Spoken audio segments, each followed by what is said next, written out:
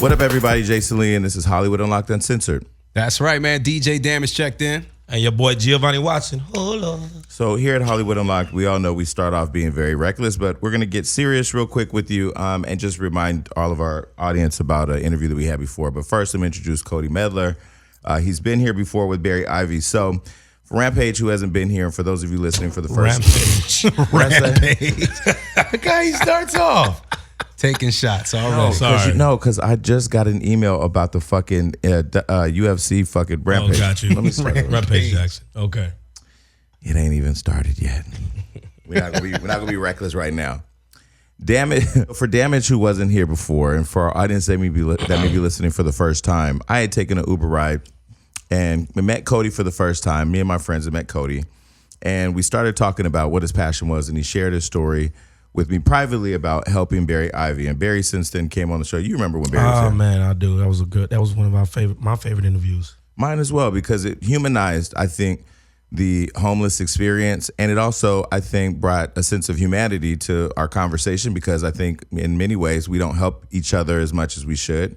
Those of us that are in positions to help, which are probably 99% of us listening. Mm-hmm. And what I thought was amazing about that story, and why I wanted to share it here on Hollywood Unlocked, is that I found Cody to be very selfless in helping Barry. And since then, we kind of adopted them here at Hollywood Unlocked. Yes, we did. So do you want to talk about the event that we did prior to me going to Wildin' Out? We did an event at the Study in Hollywood, just pretty much to bring awareness to Barry and Cody. Me, Jason, and Melissa hosted it. It was a great turnout, amazing turnout.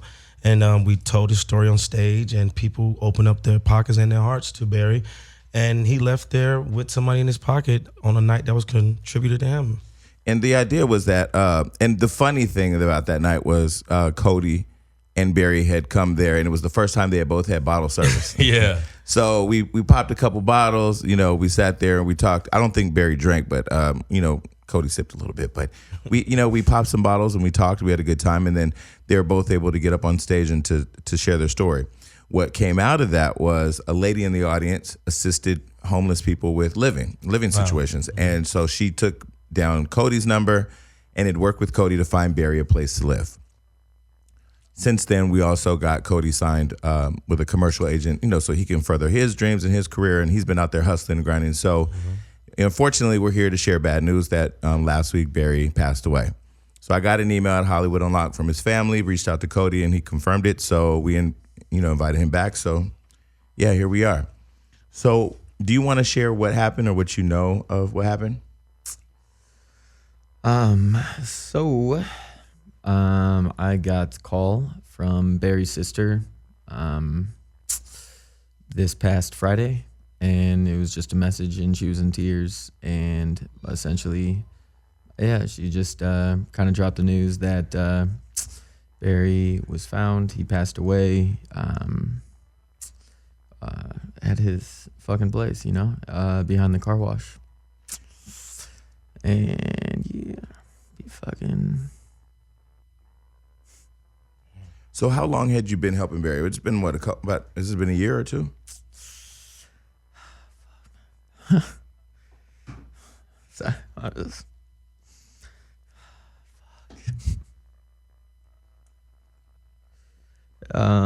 Yes, it has been way too long. So prior to this happening, we had worked together to find Barry a place, and you and I had just had a conversation, I think last week, where we were just saying he was not really wanting to move into the space because of his own reasons. And I know when he was here, he had shared with us that one of the benefits of being homeless, which we had never even looked at it from that side, was that he didn't have the obligations of the world. Yeah, they had to pay no bills. So can you just share a little bit with the audience? Because I know people are interested in knowing the working conversation that was going on, between us to get him in a place, and where Barry was with that. Yeah. So pretty much, Barry had Social Security, it's $1,000 a month. We were gonna get him into a place where he didn't have to put any down payment down, didn't have to have any credit score, no co-signer, nothing. And that was at the beginning of this month, and we were all set to move in. It was like the 4th or the 5th. And essentially the night before, Barry kind of got cold feet. Dude, we were gonna move into this place, and you can never force anybody to do anything, you know. But I should have forced him. I should have convinced him better, man. He kind of fucking not talked me out of it, but he just kept saying how he would not be happy at this place if he moved in because he needs his own space. And this was kind of assisted living. There would be like a house of 5 or 6 people who were all in the same condition as him, same spot. It's ran by an ex-homeless man. He kind of leads by example. He just wakes up and showers and does his daily things. That's the main thing that, you know, when you're homeless, you don't do that daily routine. And just doing that is a big step. And it was just too big of a step for him at this time. And like I said, should have just forced him into it. And I kind of, it's kind of a complicated, long story, but I guess that's why we're here. But basically, he didn't move in then. And then a couple weeks later, he is found dead, you know. Do you know anything about Barry's? Did he have any health issues? Do you know what his health status was? Yeah, dude, when you're homeless, you do not get nourishment. You do not have a roof above your head. You do not get to shower every day. Sometimes you don't eat. You're definitely dehydrated. All these things fucking add together and degrade your brain. It does, you know, over time. Your mind, body, and soul all leave you. And I kind of caught Barry. You know, he'd been homeless for 20 years. I kind of caught him at the end of his road, but there was still something in him, man, and I know it, and I brought it out in him. And I just fucking... Well, you know, in terms of like forcing him to do anything, I mean, you can't take any responsibility for an individual, especially at 57 years old, who's kind of decided what, you know, his life was going to be. I mean, there were clips of the last show where he said, you know, it gets greater later, you know, like in the end, like it is, you go through what you go through and in the end it gets better. Yeah. And for him, I don't think he saw that his end was 6 months after our last conversation or however long it's been. But I mean, we did provide the assistance we said we would. You know, went above and beyond, making sure they had all the means necessary to be able to get off the streets, and you provided him with the opportunity. He decided not to take it. But do you think, was there other elements involved with him passing? I mean, was he, because when he was here, he said he didn't do drugs and alcohol. And I mean, it's clear now that that wasn't true. Man,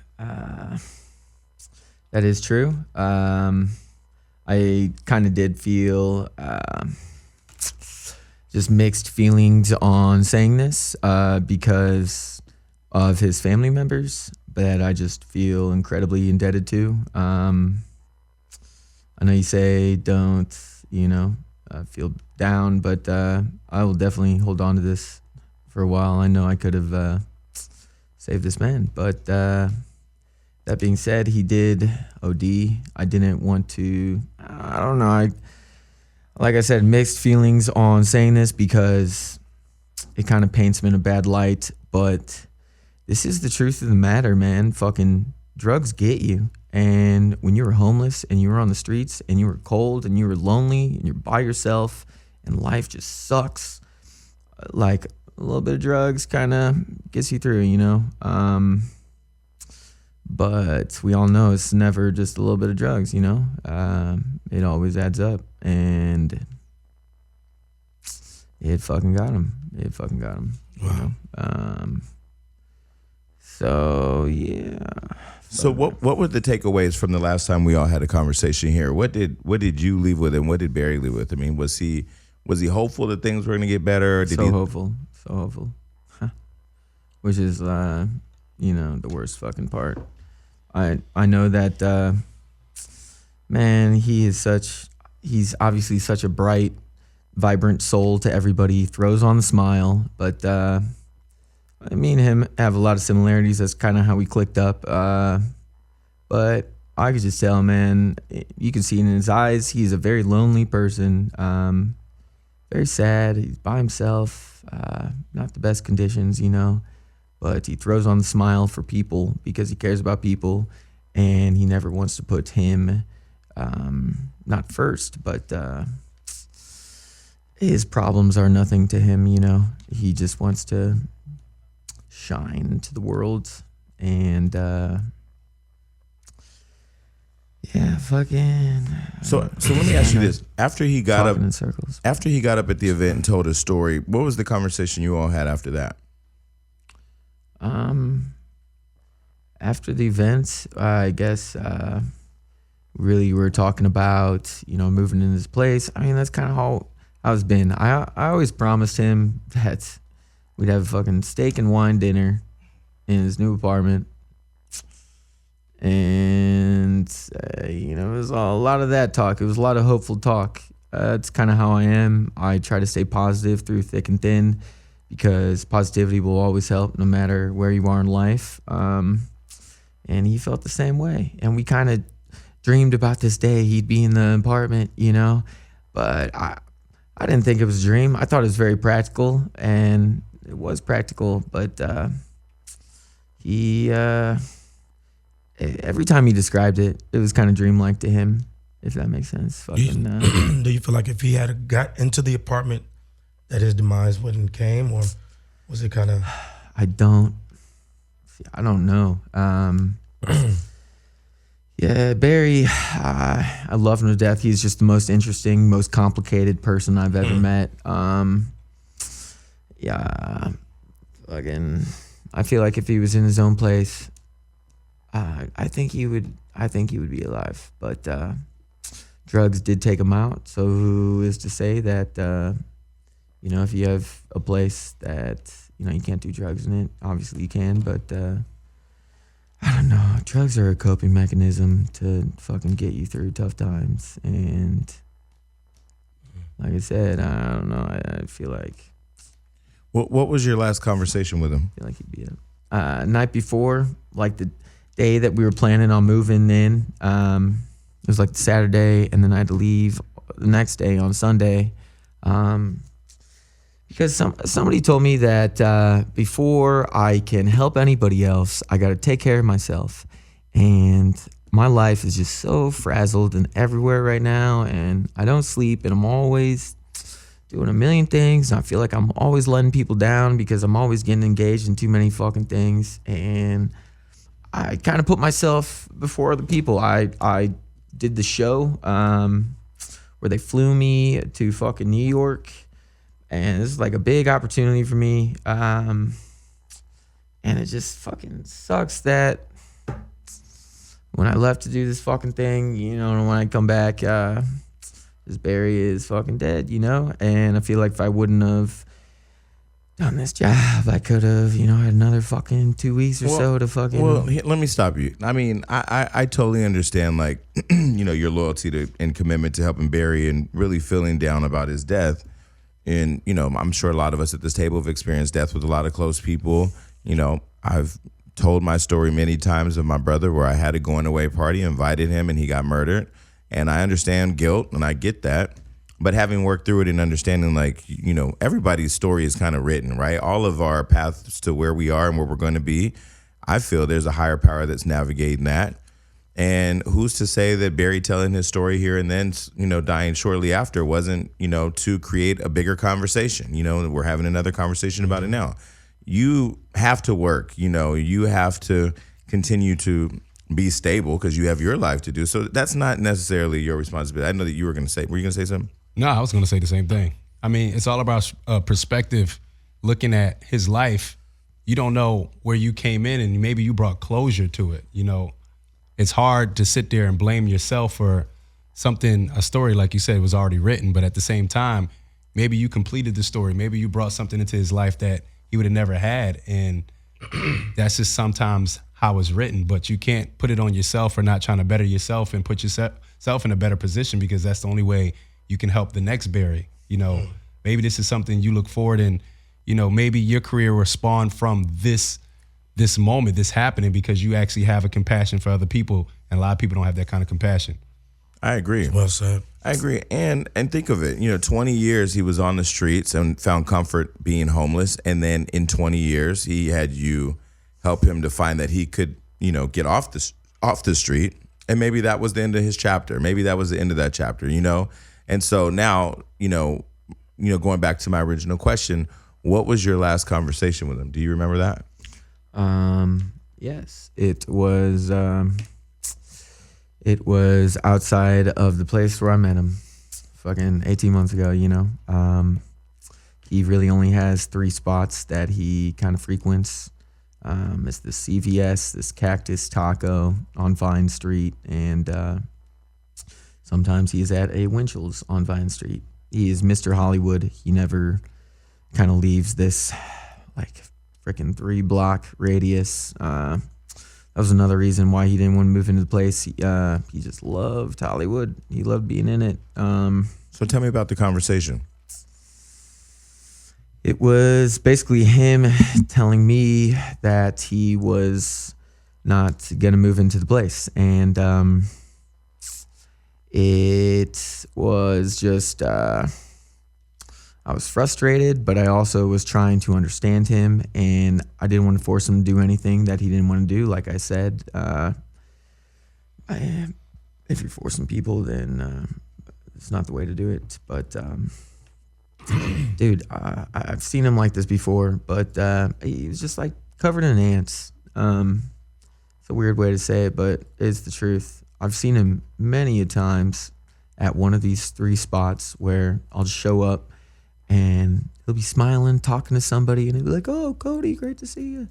And he'll have just ants crawling all over him. He'll have his fucking artwork out and he's got cockroaches crawling all over the artwork. And he was just at peace. He somehow could keep going with all these. I could tell the man wasn't sleeping. I could tell the man wasn't getting all these things. Like I said, it was just really a disturbing image of ants crawling all over him. It was kind of like a shell of Barry. I think that's what the homeless life does to you. It kind of carves you out from the inside. And he, like I said, he just always threw that smile on. He never really let me know when he was feeling down, but after spending so much time with him, I could tell when he was down, which was a lot of the time. Can I ask you, what are you doing to cope with not just Barry, but yourself, your own problems and your depressions? What are you doing? I don't know. I've told this story kind of to a couple people so far. I haven't really told too many people. Just kind of my brother and my sister, and another friend. But they all kind of echoing the words that you were saying. Don't feel bad. You did everything. And it's like, man, I will think about this for the rest of my life. I really will. But that is only fucking motivation for me to make this shit stop happening. Fucking, this is a problem that happens to so many people, and it's just a cycle that people are stuck in, and lots of times don't have the means to get out of. So how am I fucking coping with this? I'm pretending like it's not real, kind of just, I don't know, fucking. So what's the biggest takeaway that you have from this whole experience? I mean, I have learned so much from him. Could not, if I started compiling a list, the list would not stop. I guess main things, be grateful with what you have. Guy was the happiest guy in the world and had absolutely nothing. Every time I hung out with him, he had some type of problem going on, and whatever my problem was in the day, whatever it was, it just seemed so insignificant to what he was going through. So that, realized that time is short, one day you got your buddy there and the next day he's not there, and I've dealt with death in my life before, but it's been a while, honestly. And Barry was like I kind of told you I feel like I'm bailing out on tons of people because I kind of am. I talk to a lot of people. That's how I got engaged with Barry in the first place. He talks to a lot of people, so we kind of just started talking up to one another. But I've just really been hanging out with him and my sister and a couple other people the past year and a half. He's been one of my best friends, and like I said, life is short. Well, with that said, go ahead. Well, what do you want people to take away from this in terms of like how do you want them to remember Barry, or what do you hope that they are inspired by from Barry's story, the last one that we had, and then this one? I wrote up a little letter to Anthony, Barry's brother, but kind of said a lot in it. But there were a couple passages I guess I'm gonna try to draw from. Said he was a prince of peace. He was a knight in ragged armor.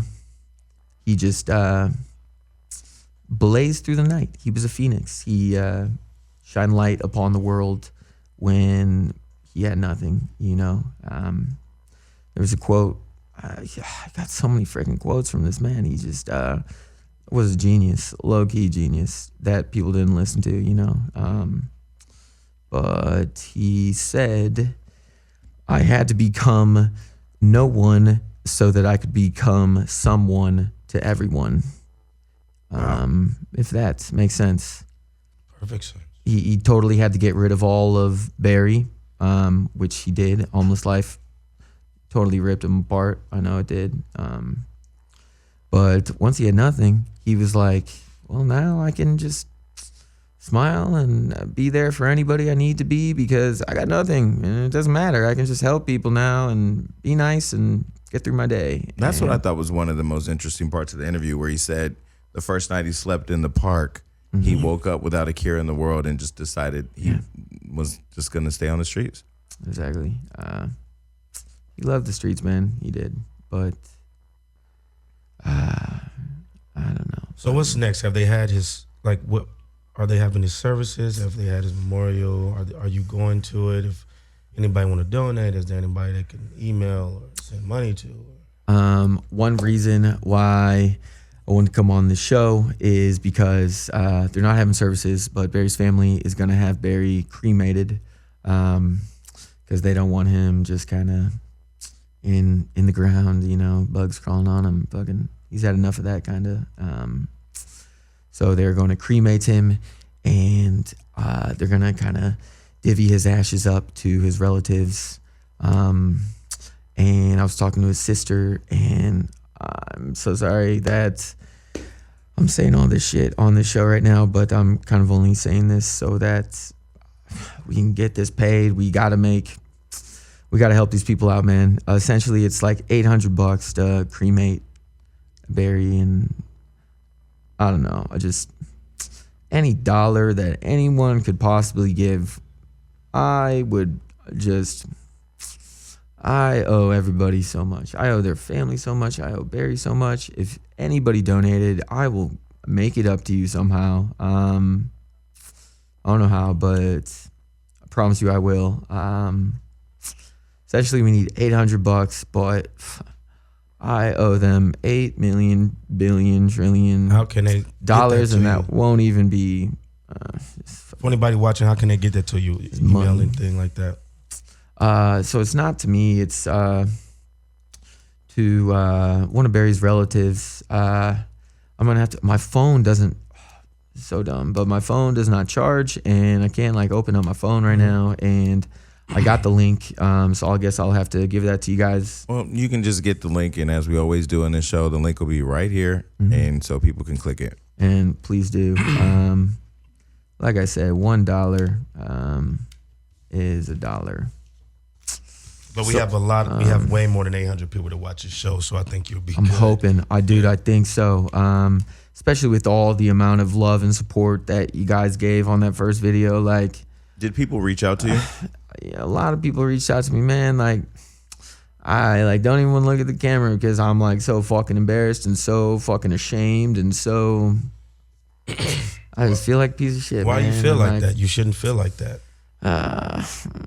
Yeah, I know, but And let me say this, and you're going to definitely process this all the way you're going to process it. People used to tell me, how to cope. You can't really tell a person how to cope, but what I will say is the lesson that you'll learn eventually is that you're doing yourself a disservice and not valuing all the time that you all spend together by remembering how he's left or that he's gone. The fact of the matter is you can either look at this experience and say, I did my best. I did more than other people could do, because as you talk about his ashes being divvied up among his family, the thought that comes in my mind is, why give his ashes a home when you didn't give him one? But that's me speaking, and I have an obligation to tell the truth and tell what I'm thinking, what some people are thinking. If his ashes are good enough to sit on your mantle, his body should have been good enough to stay in your house. So in terms of guilt, let that guilt lie with the people that were obligated to help.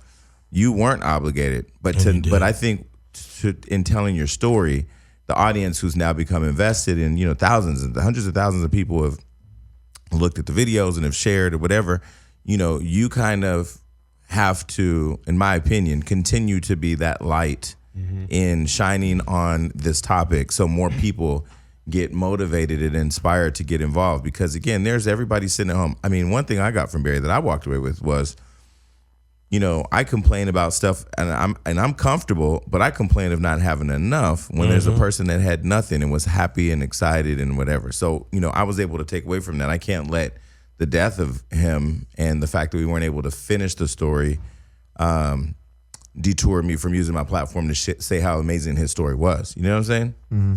So how do you find ways of coping with the fact that he is gone? He ain't coming back. There's no more videos to make with him. There's no more conversations. There's no new art. How do you cope with that and keep moving, because you have your own goals, right? Mm-hmm. How do you cope? Well, I guess one thing that I have definitely found, especially from, I've spent a lot of time with Barry, but I didn't really get to talk to his brother. I didn't get to talk to his sister. I didn't get to talk to these people who are close to him, and I don't really have anybody to talk to about this except for them. And I have never met them. I don't know them, but I've been talking to them on the phone this past week, and we just share a mutual just mourning. And it's been interesting hearing from them. But the question is, how do you cope though? Because every time we ask that question, you dodge it and you come up with ways of deflecting it. And but how do you cope? I guess two things. One, I'm not really coping with it. I'm kind of fucking losing it, to be honest. But in the spirit of Barry, I'm trying to just keep the smile on, and keep fucking chugging. But so you're not doing any drugs, any alcohol, anything like that? No, I'm not doing that. I just spent a lot of time thinking about him. I would say there are a few little lights in this story. One is that I was Barry's only friend in this past couple years. No one hangs out with him, and so I was glad to just be a friend of him. Give him somebody who acknowledges him, who listens to him. I was just I think I did a good job in that. There you go. So why don't you just celebrate that? Yeah. Why don't you just celebrate that? If you learned anything from Barry, you spent the most time with him, is that he found the positive in everything. Yeah. So how is it that now you're not able to? You were the teacher, he was the teacher, you both taught. So how is it that you don't take from that, his own lesson of how to look at it and just say, look, this is a part of life. It's an unfortunate part that we all are going to have to come to at some point. Everybody in the room, everybody listening. But, how is it that, how can you focus on that? Just need time, man.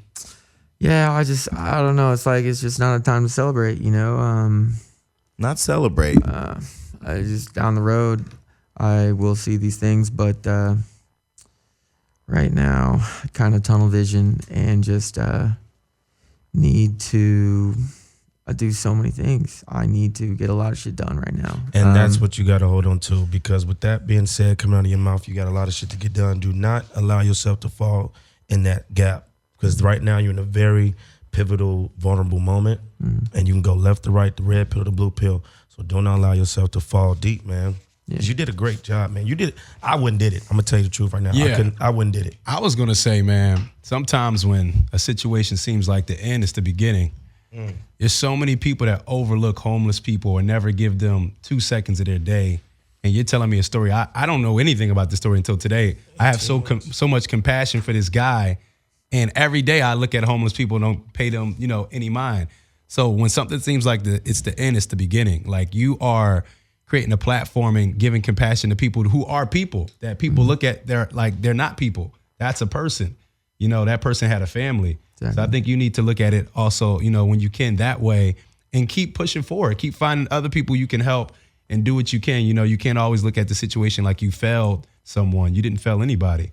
You're inspiring. It's an interesting perspective, because as you say that is exactly, I think, the takeaway that all of our followers had and all of our fans. It was the fact that we were able to humanize a homeless person. I said we will walk by a dog and pet that before we talk to a homeless person. So deep. And we see homeless people everywhere. And I think that what Barry did was, at least for our audience, I mean, people, when I posted clips that he had passed, were just like in shock and sad. And he touched a lot of people by telling his story. But more importantly, now, homeless people aren't invisible, at least to me. Yeah. And I think that looking at them, and I said to him, Barry,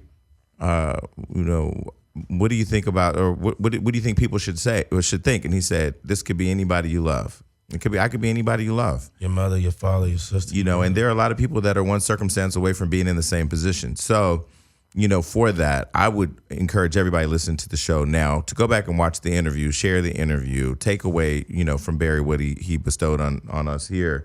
And for you, I would say, we'll continue to look out for you and make sure you're good. But it starts with you. And I will say, from personal experience, I dug a hole when my brother passed, and I stayed in that hole for 10 years. But what I learned getting out of it was, one, I voluntarily put myself there. And two, I voluntarily stayed there. And it took myself to get out of that. And, it will time, some stuff will pass. And as you start to cope with it and, move on, or maybe, let this ignite your passion to help more people, or get involved with maybe other organizations that have infrastructure to help. The passion's there. Now you need the infrastructure, right? I think that, you'll be able to tell a story that could inspire more people. So I wanted to make sure you had the ability to come here and continue to share.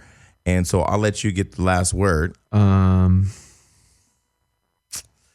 many things. So many things.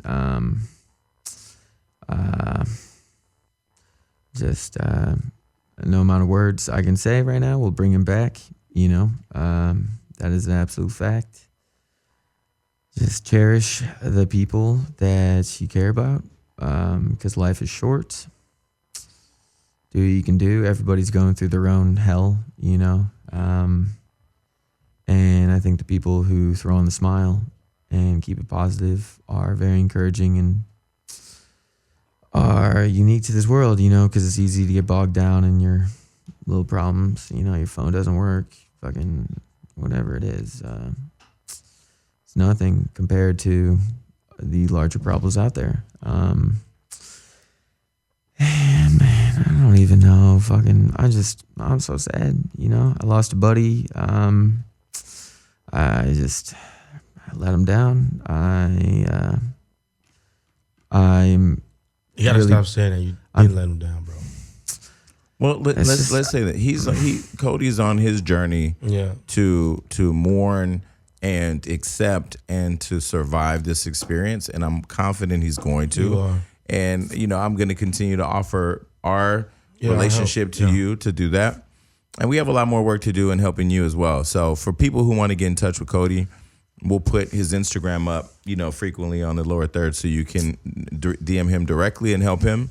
And like I said, I think you're an amazing person for using your life to help another person you weren't obligated to. And you have a lot of footage, so it would be good to see how you put something together. I think that's another thing. I really do want to say a million things, and I don't know how I'm coming off. I'm very flustered, very frazzle-minded, but I captured the last year and a half of this man's life, and I got all the highs, all the lows. We tried to paint it as real as possible. So it's not about me. I think that's the main thing that I'm trying to stress in all this. I do appreciate you guys looking out for me and everything, but it is about these people who are stuck and damned in these circumstances. And just, I don't know, just fucking, I'm going to be spending a lot of time towards this. So I guess if you're interested and want to help this cause, stick around, you know, fucking, I don't even know.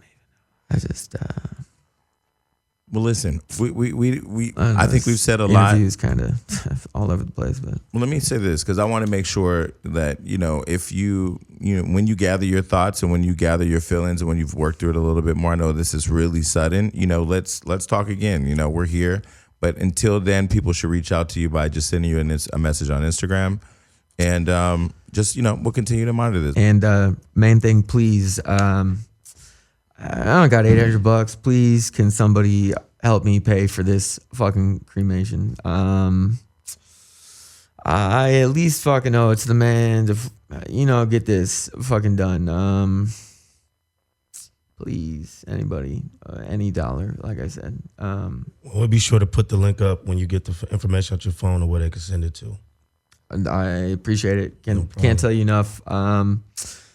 You know how grateful I am to have met you guys and to have this random occurrence. Life is so random.